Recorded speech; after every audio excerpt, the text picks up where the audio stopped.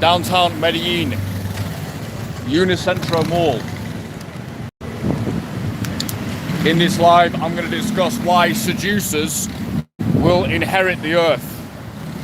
This works on two levels. First is should we say, a metaphorical level in your own life. Learning seduction will enhance you socially, very likely professionally, and certainly in terms of your personal life and the respect you get from other people when you walk in with the badsky on your arm. And more importantly, seducers will biologically inherit the earth. We are in the midst of an extinction event where in basically every developed country, most people are not reproducing, or like way less than half the people are reproducing. So literally, the only people who are going to reproduce, by definition, will inherit the earth. You understand? The most sexually motivated people will inherit the earth. That's just a biological fact. So I'm walking around my neighborhood here. It's called Laureles. It's a very nice neighborhood. It gets very good reviews on Airbnb and so on. But all these apartment blocks around here, what they essentially amount to are old people's homes. Yeah, everyone here is old, and it's got to be the most infertile place I've ever seen. Everyone's walking around like that lady over there with a dog instead of a child. There are no children around here. People adopt dogs and then treat them as if children. It's extremely weird. So this place will just simply not be here. It will be unrecognizable in 100 years, and in 200 years it just won't exist. Not even 200, 150. When you do the maths, you basically say, okay, I've got 100 people this generation. Next generation, that's 50. So I've halved it in one generation. Next generation, that's 25. So the grandkids, there's 25 of them. From the 100, we're down to 25. Yeah, and then it's 12, and then it's 6, it's 3. It's done. We don't really know what happens when a human population gets down to, let's say from 100 to 25. It's very possible that just at that point there, it craters down to nothing. They ran this experiment with rats. I won't go over it. It's called the Great Rat Experiment. It's very well known. And the incredible thing was that the rats did not just, they didn't just go down to a low population level. They actually went completely extinct. What's up, Islands? How are you, mate? So I'm coming in here. It's about 5 p.m. here in Medellin. I've specifically come in now because I thought I might catch some of the people in Europe. And yeah, this channel I discuss dating, cold approach, relationships, male leadership, male sexual dominance, and so on. The thing I'm really a specialist in, as far as you guys are concerned, is daytime and nighttime cold approach. That's where you get your lead acquisition, in real life lead acquisition. You start your relationship off as a kind of romantic hero instead of the very passive way of scrolling. You're basically doom scrolling for a girlfriend. That's what the apps are giving you. And obviously it's very hostile to men in general, guys who are under 6 foot or over 30, which is most of us. Goodbye. You're getting iced out the gene pool. So you can see demos on this channel. Go check them out. You see me actually demoing a lot of daytime cold approach. I'm pretty proficient with it these days. So go check those out. That may well help you, may well give you some inspiration. There's guys who've contacted me who I've not even trained, I've not even worked with, who've just said from watching the videos they've actually found a girlfriend. So go check that out. But yeah, today I just wanted to come in with a few thoughts on this, the natalism debate and so on. But just the simple fact is, just on a simple breeding level, people who are not motivated to reproduce, they will have no descendants, they will have no legacy, and they will simply be wiped from the face of the earth. That's just, it's as simple as that. Go back into the Old Testament, go forth and multiply. This was God's instruction to all people. And we're definitely at a point where, there'll be entire cities, entire cultures that will go extinct. And I think South America is a sleeper in this debate. People think South America is quite fertile, and it is in regions, the poor regions. Places like Medellin, which is quite wealthy now, or not by European standards, but by South American standards, it's a very high standard of living. Actually, even by European standards, it's a high standard of living, but it's just lower cost per dollar. And their birth rate is cratering. It's cratering, and it's really obvious even in the streets. I looked it up a couple of days ago. They've gone from basically 3 births per woman in Medellin to 0.9. Okay, just to give you a frame of reference, that's almost South Korea levels birth rate in this city. And South Korea, I think, has one of the lowest birth rates in the world. So it's atrocious. And so, yeah, unfortunately, the people who are not motivated will, by reproduction, will just simply go extinct. And it's unfortunate, but it is what it is. And I think it's a good thing. I think it's a good thing because there's too many cultural mutations that have happened where people are accepting very bizarre cultural norms that are literally anti-life. And I also think on a genetic level as well, there are just, because life is so easy, there are people who basically shouldn't be here, to be honest. And this is not in a harsh way, but like in another time period, they may well have just died off. So, yeah. That's what evolution does. It just prunes the species. That's what it does. Now, people don't like this because it sounds cruel and so on. There's no morality in it. Nature is beyond morality. There's no morality when the lion eats the antelope. Yeah? It is nature, dude. It's nature.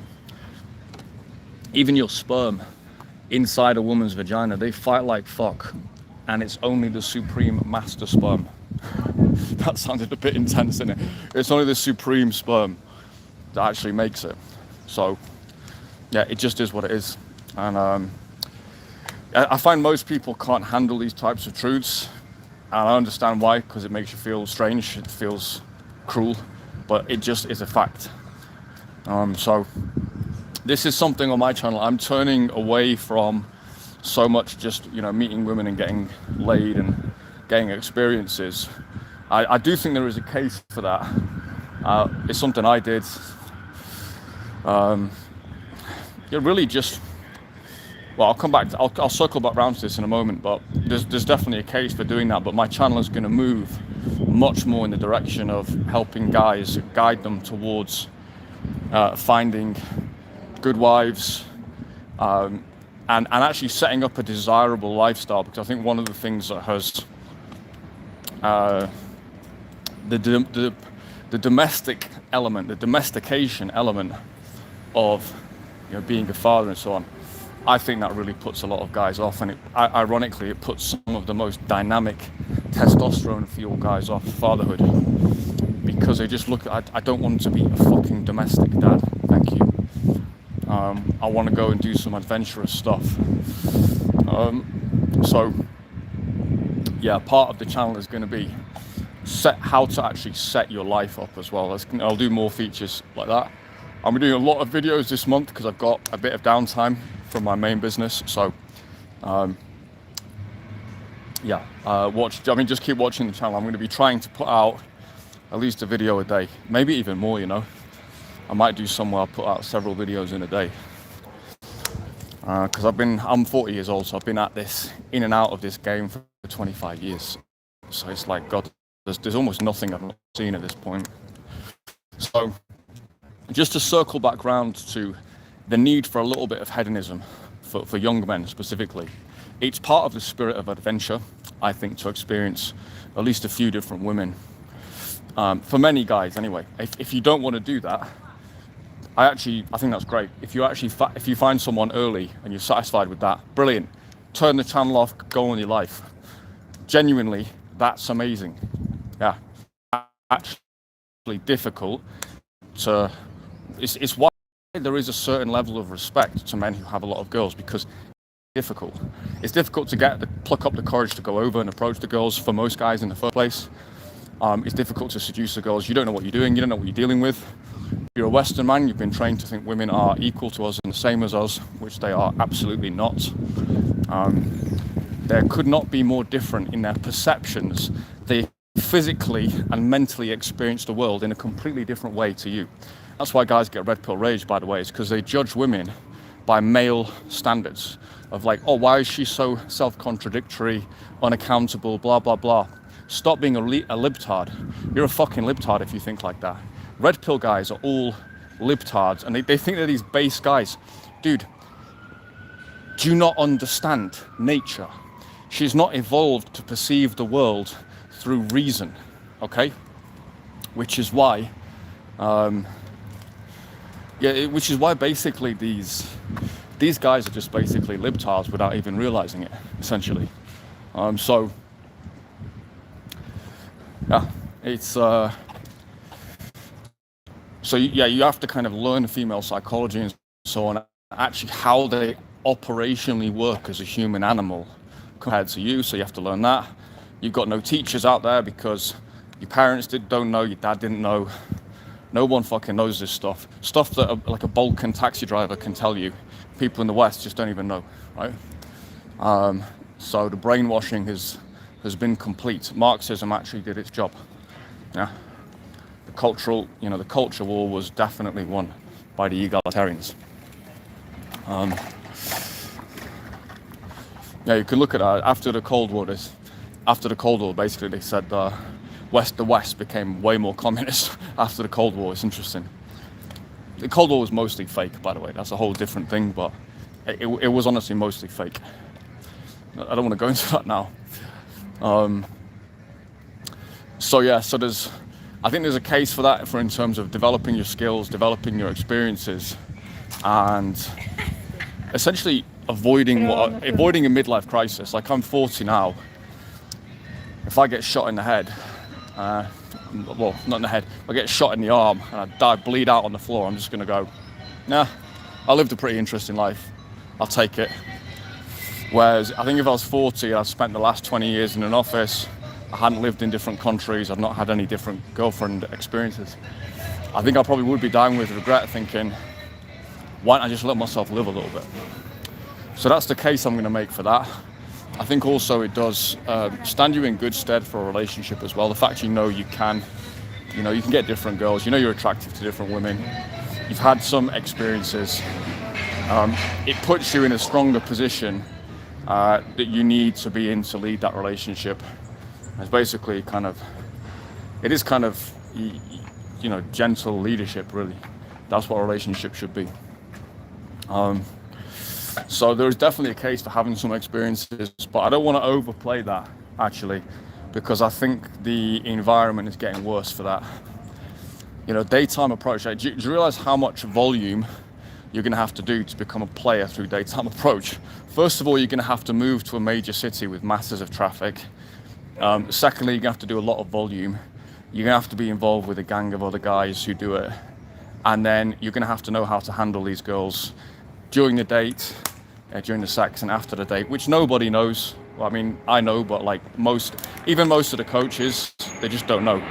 I know this because even guys in their early 30s, like other coaches and stuff, who are genuinely very good, there's stuff that they don't know that I tell them, and it's like, oh fuck, shit. And this is this is very good guys. These are guys who actually get it, and it's not their fault. I didn't know some of the stuff that I know now, even going into my mid-30s, because I was raised in libtardism, and everyone is infected by it.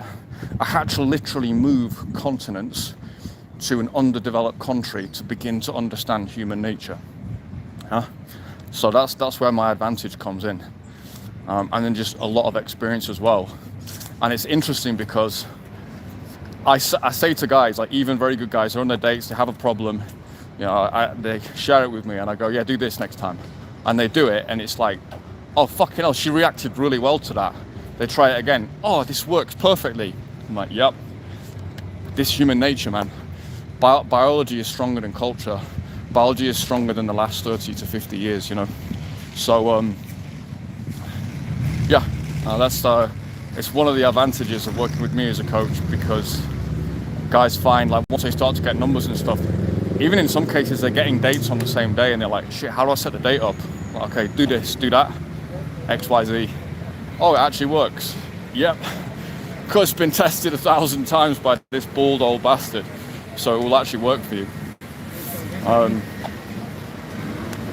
But yeah, once you've got the dating out of your system, then it really is going to be all about selecting wifey material. That's really what it's about. In summary, you want a girl who is an asset to your life. You are playing a different game when you start to select for a wife. It's no longer just about how big her tits are, how big her ass is. It really isn't about those things. In a way, I wish it was. I wish I could just choose the girl with the best sexual characteristics, because that's going to give me the most sexual pleasure for my actual, wifey.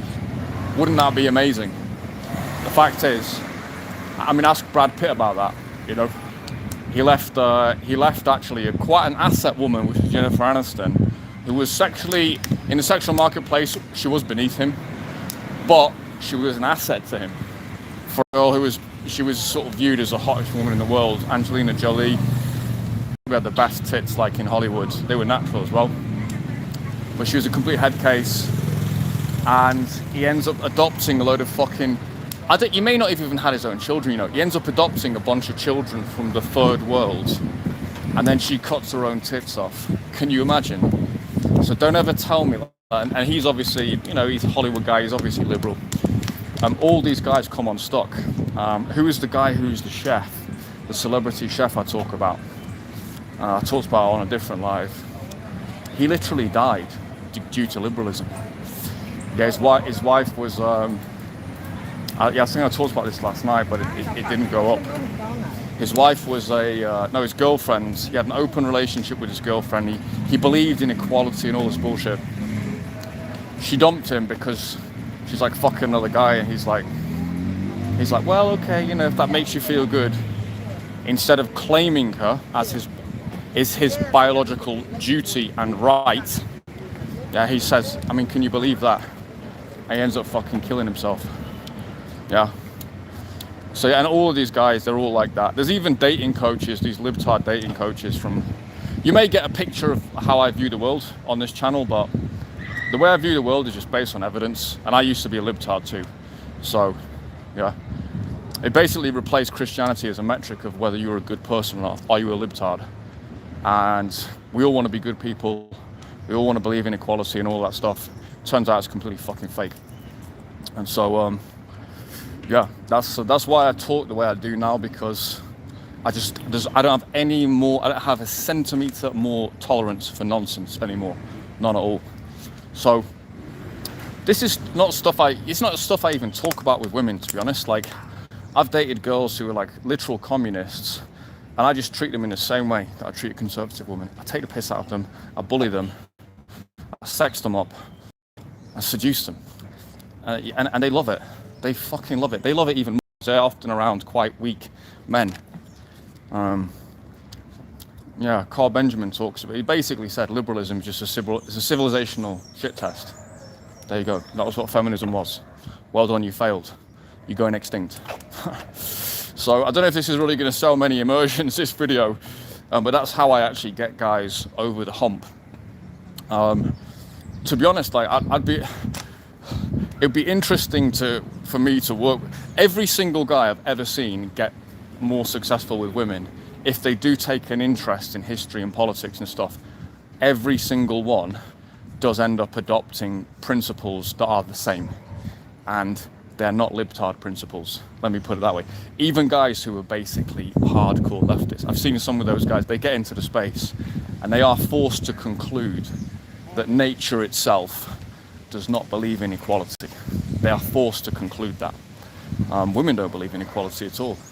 If they did, the homeless guy would be getting laid just as much as the fucking, YouTube stars or the sports stars. They don't believe in equality. So it just doesn't exist, right? It doesn't exist. And yeah, this is just going to be a case of the useful way to look at things is like on a biological level. There's really no ideology. This is kind of what I don't base anything on ideology in the way that I view the world. I base it on empiricism and the empirical facts of, the empirical facts of the data set in front of me, right? And in the case of men and women, that's biology. So let's move on. We've got any comments in here? What have we got here? I don't know who Luke Smith is. Okay, so I'm not really too interested in people commenting. Unless you're the type of guy who is willing to invest in an immersion with me, which is a couple of $1,000 minimum to get on the list. I have to be honest, watch the channel, take what you can from it, but this video is not for you. This video is for the few guys out there who are actually motivated enough to have a lineage, for God's sakes, to change their dating life, to actually begin to get success, begin to generate self-confidence, and begin to have good relationships with women. Okay, the women need to feel safe. There's an interesting mixture of feelings they need. They need to feel safe. That's number one. They need to feel safe. So when you do stuff that's protective, it's never held against you. This is something that I mentioned earlier on, like some guys, even good guys, didn't know this because they were raised thinking men and women are equal. So I'll give an example. As a friend, he started his cold approach journey. He went on a date, and the girl messaged him afterwards saying, "It's kind of a red flag you just let me walk home alone." And a few people gave him advice saying, "Yeah, actually that's kind of a bit much from the girl. She's going a bit farther. I would leave that." And I'm kind of, not that I have any hair, but I was tearing my hair out. I'm listening to it going, that's not correct. She is actually correct. You basically allowed her, as a 5'5" woman, let's say, you're a big guy, big strong guy, you allowed her to walk home on her own, yeah? Through a dangerous part of actually a major capital European city. How do you think she feels doing that? In the middle of the night at like 2 a.m. after being on a date with her. Do you think she feels good doing that? I think the kid might have been, she was either German or English, I forget which one. Does the girl feel good doing that? And the answer is, fuck no, she doesn't. She's gonna feel scared, yeah? They don't want to admit it because they want to pretend that they're strong, but they are not. They are fucking small and weak. And even a big girl, even a big, strong 5'10" girl, realistically, what could she even do against two guys? Nothing. She can't do anything. Probably even against one guy, she's still gonna struggle. Realistically, they are naturally vulnerable, right? So we do have a role in physical protection. You have to be willing to take a bullet for the girl that you're with. And I mean that literally. I don't mean that metaphorically. I mean that quite literally. She's there, the guy's got a gun, you stand in front of her and you just take the bullet in the fucking chest. That is your job. Yeah, if you want to have a girl who's like cooking and she's doing the domestic stuff, your job is to be the sword and shield. Yeah. Now, in most cases in life, you don't even have need to do that because the civilization in modernity is so safe. But do you think it was like this even 100 years ago? There's way more fucking dangers out there. Yeah, so both men and women, I think, need a bit of danger. I don't think they function well when things are completely safe. I think it leads to things like population collapse. But that's just one example, right? The girl needs to feel safe. She needs to feel protected. The economic stuff, when people talk about money and luxury, all that is just an abundant feeling of safety. That's all it really is. Maybe a little bit of status for the woman as well, but it's mostly just safety. It's mostly just safety. So she has to feel that. At the same time, she has to feel some challenge as well. She has to feel pushed. She has to feel challenged. Like, you can't just be a safe protector and then also a pushover as well. She may test sometimes as well. And you need to just kind of laugh it off, basically. If a girl's too testy, if I'm being honest, like I can't really be bothered with them. The whole testing. Imagine a girl was just a beta male, just trying to push you around. Get the fuck out of my face, you little. Put them in a fucking headlock. Don't be afraid to give your girl a headlock. I'm not joking. She'll be shocked, and then like 30 minutes later, she'll fuck your brains out. Or you'll fuck her brains out. So, a bit of challenge as well. Yeah. This is why I always did well with feministy type girls, because I would just be like, yeah, sorry, I just got a phone call. So that's why feminists are easy to bang, to be honest, because you just easily challenge them and just wrap them up. So they're not very good at logic, to be honest. Women in general are not great at logic.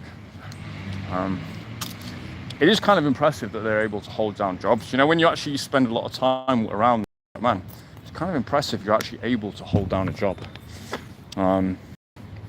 Maybe they can compartmentalize it. I think that's what they do.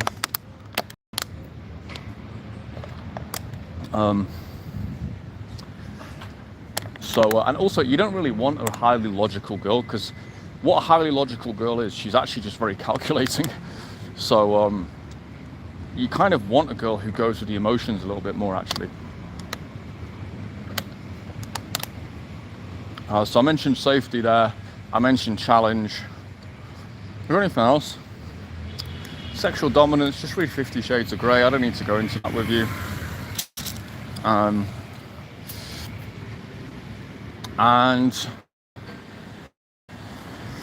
it doesn't matter.